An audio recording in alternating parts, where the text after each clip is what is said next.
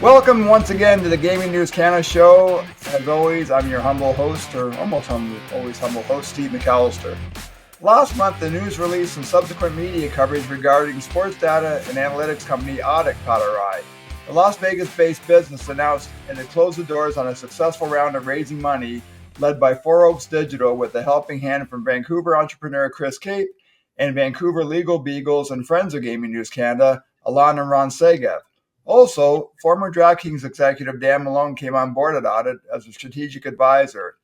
This company collects sports stats and betting odds data from across 30-plus sports, 25,000-plus leagues and tournaments, and from across more than 165 countries around the world. And the company is also being very proactive when it comes to the growth of women's sports, and we'll talk about that a little bit later. Anyway, there's not a better time to welcome to the podcast for the first time the co-founder and chief executive officer of Oddit, Matt Bresler. Hey, Matt, thanks very much for doing this, especially at 7 a.m. on a Thursday morning from Vegas. Of course. Really appreciate you having me, Steve. Hey, Matt, I want to start, and, it feels like we've been on a bit of a roll with the podcast this summer and having guests on the show who have fascinating backstories. And, when you look at your LinkedIn profiles, it almost like you stumbled into the gambling industry by accident, or it certainly wasn't the plan from the beginning. And you and I have similar stories in that Oddit launched back in early 2021, the same time that Parlay Media Company launched our company, and then we started with Gaming News Canada back at that time. But for me, the first question is simply how does someone in the international fossil industry end up running a sports data and analytics company? It's a great question. I think the predecessor question to that is, how does somebody end up in the sort of global fossil industry in the first place? True. And so I'll start there, I guess. In high school, I went on vacation with my family to Charleston, South Carolina. And we were at a flea market, and just sitting there for sale was a giant fossil shark tooth. It was, about 5 inches or something like that. It just struck me as just mind-boggling that something that big had ever existed, and that there was sort of a record of that we could like tangibly see. And that really just got me hooked. I started reading everything I could online, joining online forums, spending more money than I could afford to, and then ultimately, I started to learn how to repair fossils, and I put one up on eBay and probably sold for like $10. But it was the craziest experience because it was just mind-blowing to me that I could love something and actually make money from it, because I was doing it before there was any money involved. So that snowballed into, a 7-year business. By the end, I was brokering like full fossil skeletons to, clients in China and that sort of thing. And around that time, I was introduced to in-game betting. So I've always been a diehard NBA fan. But one of my friends introduced me to in-game betting, and I had no idea that you could actually see the odds move and bet during a game. I thought it was kind of static before the game. And I just started to see patterns of sort of what looked to me to be erratic odds movements. And that really got me interested as somebody who loves sort of patterns and in math, to try and figure out what was happening and when it would sort of recur. And so I started building these sort of mental models around that. Like, if the line moves to this number, with this sort of a score difference at this point of a game, then bet on this team. And so I started betting those models in game mentally. And at a certain point, I wanted to get some data behind it and start to see if I could uncover new patterns. So I started looking for data sets that had what seemed very logical to me to be a time series of the game odds and the game statistics, because I could tell there was a very heavy corollary relationship between the two. And I really couldn't find those readily available. So I ended up focusing pretty heavily into creating those data sets and building those models out. And my initial thought was that I would go sell this to sportsbooks. They'd be very happy. They had a new model that could sort of find their weak points, their edge, and very quickly found out sportsbooks were not interested in the model. They wanted data. It was a much healthier value proposition to empower their trading teams, empower their existing infrastructure with data that they did not have, as opposed to sort of trying to do their job for them in a sense. And so that was a very clear turning point for the company. And it was at that point that I realized I needed a really strong data expert. And so I was very fortunate to be introduced to my co-founder and CTO, Elaine Milardo, who was the founding data hire for DraftKings and ran their data organization for 7 years. So that was around a year and a half ago to 2 years. From then, we've really just continued to ramp up our internal data feeds. We were very heavy historical originally and very heavy historical odds. We've made a renewed focus on statistics, really enriched metadata that is not available elsewhere. So really tying everything around an event together, everything from the weather to the stadium capacity, the stadium location.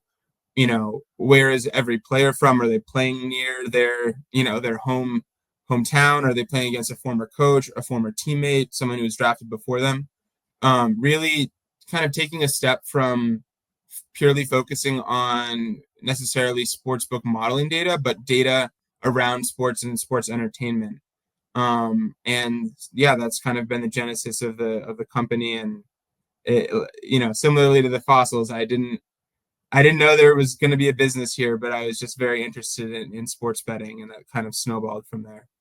Hey, Matt, just off that, two things. First, when you mentioned family, I thought you were going to pivot and tell me that your Uncle Frank snuck you into a Las Vegas sports book when you were 14 years old, and that's what got that flowing. But how old were you when you you had the in-game betting bug and you started thinking about those models that you mentioned? 21. Wow. Just in the nick of time. Fortunately, it didn't have that idea a year earlier or anything. Hey, can you tell our audience just a little bit about the kind of, what operators you are working with now? And obviously, as a Canadian focused podcast, I just wondered, does Oddit have any interest in Canada other than, reaching out to Vancouver to get funding from Chris Kape and the Segev brothers? Yeah, absolutely. So we've actually currently suspended our B2B operation temporarily. The reason for that is that it was very hard to get a handle on what our core data offering should be, because we were getting feedback sort of on the periphery of what existing operators already had, right? They weren't going to tell us they wanted play-by-play and they wanted box scores because they already had that. They wanted even more niche data on sort of what court number this tennis match is going to be played on.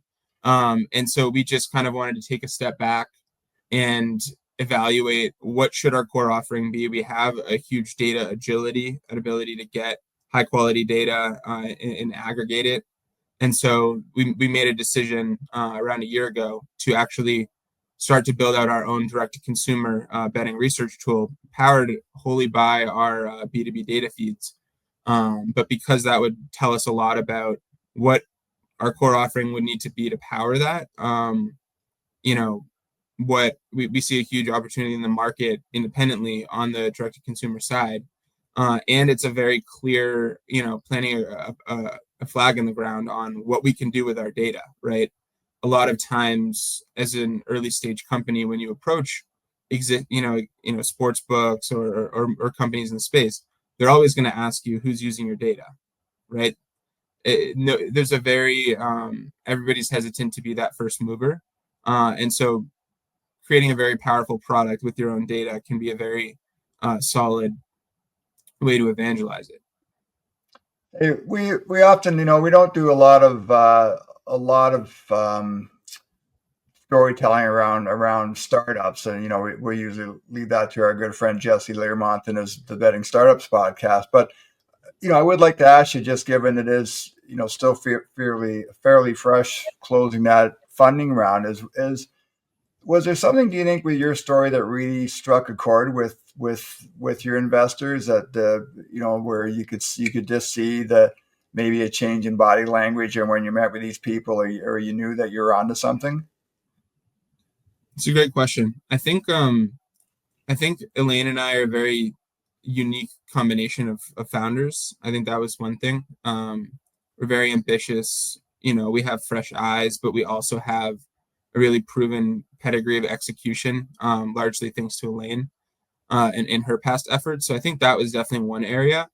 And we're both very technical, and we're both very strong on the data side. And I think when you look at things that are built in the sports betting industry, the inhibiting factor to product and scale is almost always data. And so we have always, that's never been an issue for us, really. That's been, our strong suit. And so I think for investors, it was really compelling. We have a lot of opportunities both in the B2B space and the B2C space to kind of create whatever we want to, and where we see opportunities to create, all powered by our data, and never letting that be the sort of inhibitor. How do you, again, I don't expect you to give away any state secrets, but I'm curious on how you see taking this funding and how you're going to invest it. Yeah, so the funding round was actually closed last September. We were just sitting on that for a little bit. We've largely poured that money into continuing to build out our infrastructure, all of our APIs, developing our direct-to-consumer app. That's really where the focus has been.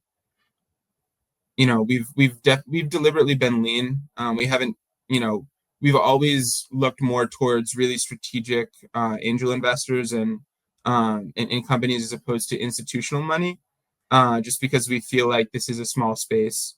There are people, like Four Oaks Digital, like the Segev brothers, and like Chris Kape that can provide immense value beyond just capital. So we've always tried to be lean. It's always been our goal to, get to profitability very quickly, and really grow from there. And so sort of the undertone of every investment round is to hopefully have that be the last one that we ever need to raise. Because we like to be capital efficient for sure. Yep, been there, done that for sure, and still doing that at Parlay. Hey Matt, the other thing too, when you talk about data and technology and that, obviously for a while there, it felt like I couldn't get through a podcast without mentioning artificial intelligence. And just if you are you guys using AI in your day-to-day business, and if so, how are you doing that? It's a great question. Yeah, we are very, very AI enabled. I think if you don't know how to code and you don't really know what good code looks like, then AI is a great amplifier for writing bad code and creating bugs. But if you do know what you're looking at, it just allows a very small team to do what was never before possible. We say all the time, like, if AI had not come around when it had, we would not necessarily be a company. It's a huge, huge multiplier for us. Right? We use it in all of our flows, really, throughout our day-to-day business. It's hugely valuable. It allows us to make sure that our data is very clean, very accurate, and very timely as well. Hey Matt, you mentioned it is a lean operation. I mean, what are the kinds of people that you are employing right now? Like, what are their backgrounds and what's your skill set? Yeah, we're like I said, we're a very heavy data company. All of our like full-time hires are in the data or operations space right now. We also have a very talented tech team that we work with out of Italy. That's sort of an extension of our team. And then it's a lot of advisors and consultants on the marketing, the marketing and sales side of things. No, I just wonder. I mentioned Canada at the top of the interview, and obviously there's a lot of news going on in North America right now across the gaming industry. I just wonder how closely you're following that news, whether it be prediction markets or tax hikes or responsible gaming initiatives, and then does the company have an eye on Canada? Yeah, it's a great question. I think Definitely, certainly. I'll touch on the Canada thing first. Sure. Absolutely, we see a huge value in Canada.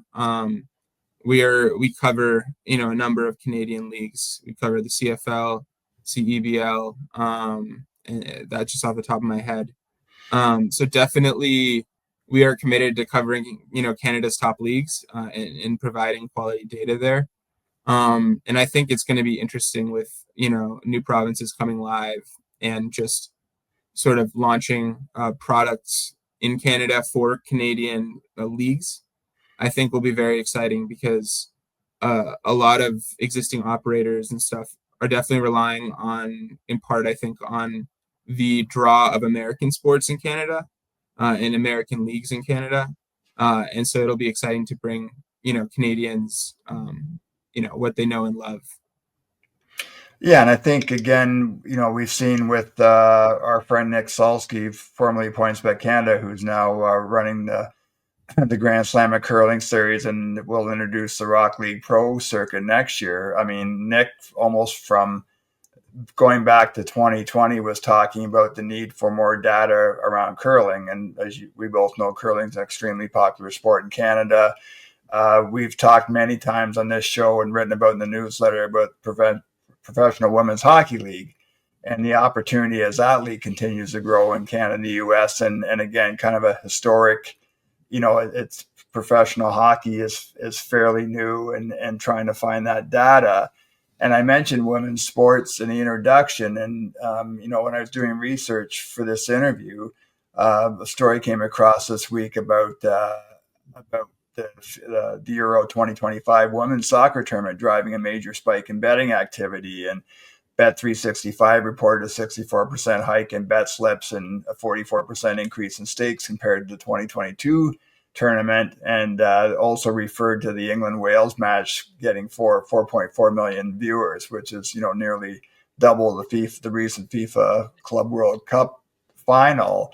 I'd just love to spend a few minutes, Matt, just talking about, I know you guys collect data, but how do you address, women's sports, which we know is kind of a runaway train right now? We've seen the WNBA and the Caitlin Clark effect on that league, the growth of the PWHL. We have the new Northern Super League, Women's Soccer League in Canada. But how do you collect data from that? And is there a way that you're able to take data from certain, I guess, maybe international competitions, from the Olympics back in the day, on some of those women's sports where there hasn't been a lot of data available? Yeah, it's a great question. Women's sports has definitely been a key focus of ours at Oddit. We've really focused from day one on building really scalable infrastructure. So being able to add leagues quickly, support as many leagues globally as possible. And, women's sports has been a really key focus for us. I think a lot of other companies have overlooked it or have maybe not prioritized it. But we are going to be launching our direct to consumer betting research tool, BetFlow, covering over a dozen women's leagues. So certainly PWHL is on there for that, along with the WNBA, the WNCAA, and more. But yeah, I think the data is out there, right? It's a matter of properly collecting it, aggregating it, cleaning it, making it really ready for prime time, and integrating it, right? Mapping data is a huge undertaking, right? This player on this data source equals the same player on this other data source, and so on. And I think that if I had to guess, that's probably been the limiting factor for lack of coverage. Is companies and people not going that extra mile to integrate everything. And so that's something that we've made a very, very clear effort to do. Hey, Matt, is there an opportunity or something Oddit's pursuing in terms of partnerships? I'm thinking of leagues or organizations, and then when we talk about women's sports, I look at a company like Stathletes, and Megan Chake has been a guest on this podcast, and Stathletes does a lot of collection of data from both the NHL and the PWHL and other hockey leagues. Like, are you already working with certain data partners, or are you kind of doing your own thing? Right now, in the statistics front, we're doing our own thing. I do think in terms of partnerships, there's definitely something to be had more broadly with sort of the women's sports ecosystem.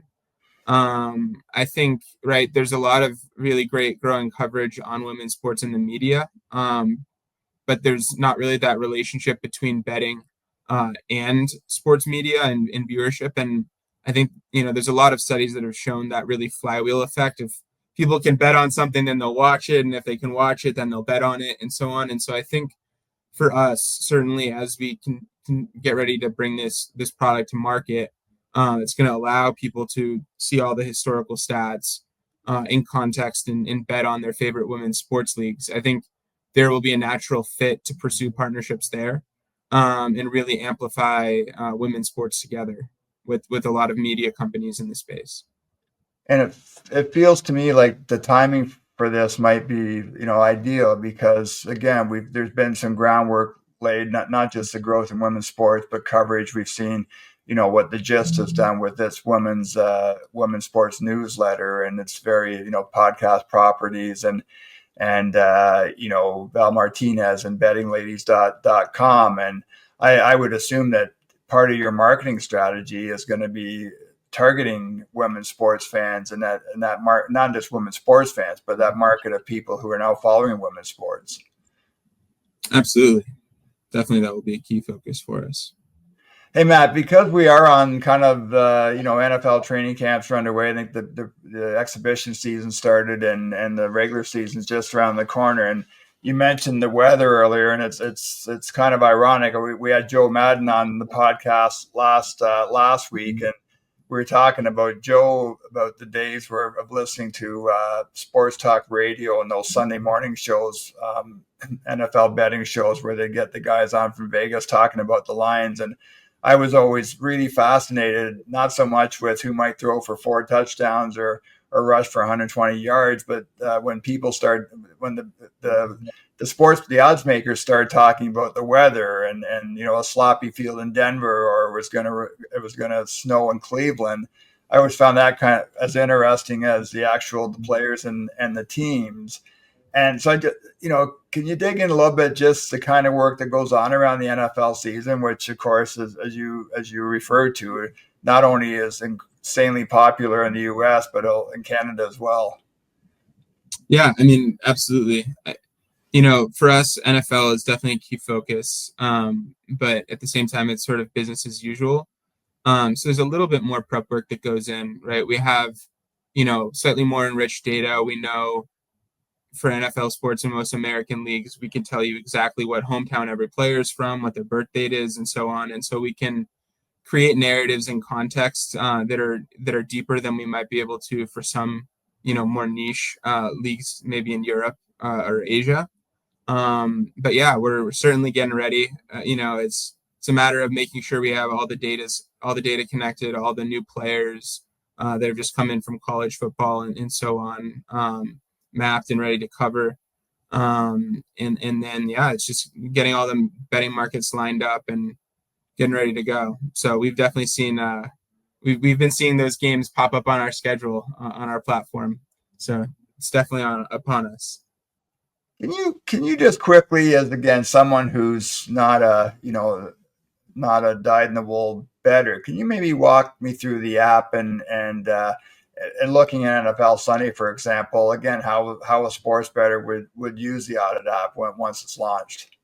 Yeah, absolutely. So we're launching under the brand name BetFlow. So betflow.bet Right. is our website. But it is powered by Odditt's data. So it's a partner of Oddit. Yeah, it's a great question. So there's a number of ways to use the app. One of them is to do historical analysis, or really to view historical analysis as well if you just want to see the historical performance for these betting markets. So we're basically crunching all the numbers behind the scenes and showing you a graph, that's green or red or some combination of this bet for this player or team in whatever the historical context is. So we might be showing you how they performed in rainy home games if they're about to play at home and there's a forecast of rain.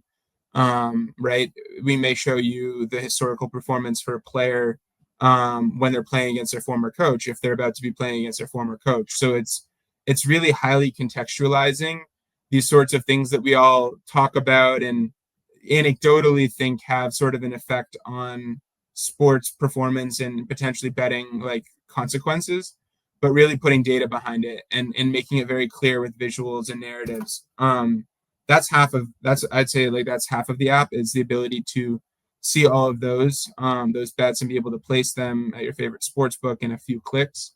The other half is really trying to make sports betting more accessible. I think as an industry, we've sort of focused very heavily on the stat-driven sports bettor and the stat-driven sports fan. And I think when we look at fandom at large within sports, I think a very small subsegment cares more about the numbers than they do about the teams they're rooting for, or the players they're rooting for. And so we've really tried to build out a sports betting experience that focuses on that. Who are you betting on? Like, why should you care about them, right? This is what country they're from. Maybe you're from that country. This is what state they're from. Maybe you're from that state. This is what year they were born. Maybe that makes you feel old or that makes you feel young, or, you're their age and now you have more of an affinity for them. Or maybe this team's, primary jersey color is your favorite color. So it's really using our vast data and metadata to help people very quickly understand who and why, who they're betting on, right? So we basically look at the historical stats, and in that analysis is why are you betting on something? And sort of the other side of the app is who are you betting on, right? Why should you care about this player or this team to place this bet on them? That's, a positive bet. Yeah, it's really interesting. When I was at the ICE London conference back in February 2023, I had a lot of conversations on the exhibit floor there with people about personalization. And you don't hear it quite as much these days, but it makes so much sense, I think, and especially for people like me that are placing, aren't betting on a weekly basis, placing the odd bet, but I think I'm probably reflective of a casual bettor, and we bet on things that we're familiar with, and we bet as fans. So if you're a Maple Leafs fan, the Leafs are playing on Hockey Night in Canada, you're probably going to place a bet on the Leafs. Or if you live in Niagara Falls and you're a Buffalo Bills fan, you're probably placing bets. So I think that personalization piece is key, and I think that you make a great point. Appreciate it. Hey, before one last question, Matt, and I just wonder, if you along the way, if you've stumbled onto something that you didn't think you hadn't seen at the beginning, and again, it's obviously you're going to have data around the NFL, and I think women's sports, while it's still new, isn't entirely new, if you know what I mean. But we saw some crazy stuff during COVID when we were kind of 2 years post PASPA and gearing up for regular expanded online sports betting in Canada, and we saw things like table tennis was all of a sudden a popular sport to bet on, and we've seen some of the things that happen around tennis, and just there's some really fascinating in-play betting around tennis matches. Was there something that caught the eye of yourself or Elaine or the team members where you said, "Oh crap, we didn't think about that. We gotta make sure we add that to our mix"? It's a great question. I think there are definitely sports that we'll look to add. We're going live with coverage for soccer, basketball, American football, ice hockey, and baseball. So I think certainly globally, there's more room to grow, around tennis and in rugby and other. I'm sure I'm forgetting other major sports, but certainly we see an opportunity to grow there. And I think another growth area we see is sort of collecting quantitative data that is not scalable, right? So we're able to get a lot of these insights at scale around teams and players, but a lot of the things that make them very interesting and very humanizing are not readily available on the internet. And so as we scale, we may look to bring in and build out more proprietary data sets, that empower our app and help create even more in-depth connections for people with teams and players. That is Matt Bresler, the co-founder and CEO of Oddit. Hey, Matt, thanks so much again for getting up early to do this. Wishing you and everybody at Oddit very, very well with your business. And let's get you back on the podcast maybe in the new year when we start gearing up for the Super Bowl and talking to you then. We'd love to do that, Steve. Really, really appreciate you having me on, and I've really enjoyed chatting with you. Great. Thanks, Matt. That's it for this episode of the Gaming News Canada show. As always, you can find this and all of our podcasts at gamingnewscanada.ca and also on the various podcast platforms. And you can also watch Matt and I and moving pictures on our YouTube channel. Thanks so much again to Matt Bresler for joining us again today, and we will see everybody again very, very soon.